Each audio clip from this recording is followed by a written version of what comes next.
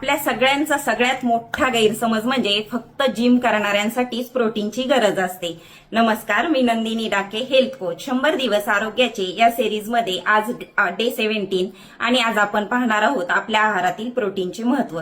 जसं घर बांधण्यासाठी आपल्याला विटांची गरज असते, तसेच आपल्या शरीराच्या बांधणीसाठी आपल्याला प्रोटीनची गरज असते. केस, नखे, त्वचा हे सर्व स्नायूंनी बनलेलं असतं आणि स्नायू हे प्रोटीननी बनलेले असतात.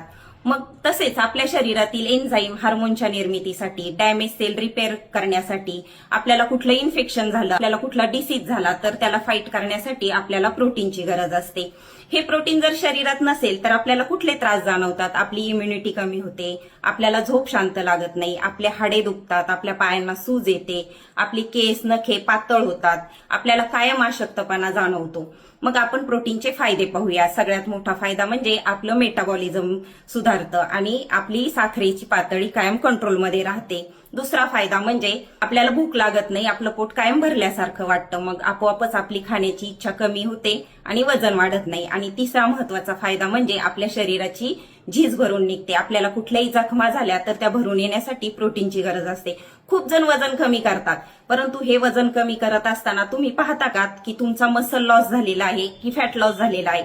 जर तुमच्या आहारात प्रोटीन नसेल तर तुमचा मसल लॉस झालेला असतो आणि त्यामुळे तुमची त्वचा एकदम म्हाताऱ्यासारखी सैल पडलेली असते. आता तुम्ही पाहू शकता, माझं एज 48 आहे, परंतु माझ्या आहारात प्रोटीनचं योग्य पोषण असल्यामुळे माझी त्वचा किती तजेलदार दिसते. मग हे प्रोटीन आपल्याला मिळतं कशातनं? तर हे प्रोटीन आपल्याला शाकाहारी तसेच मांसाहारी पदार्थातून मिळतं. जसं की तुम्ही पाहू शकता, डाळ, अंडी, paneer, soya chunks, chia seeds, सूर्यफूल, भोपळ्याच्या बिया, शेंगादाणे, चिकन, मासे यामधून मिळतं.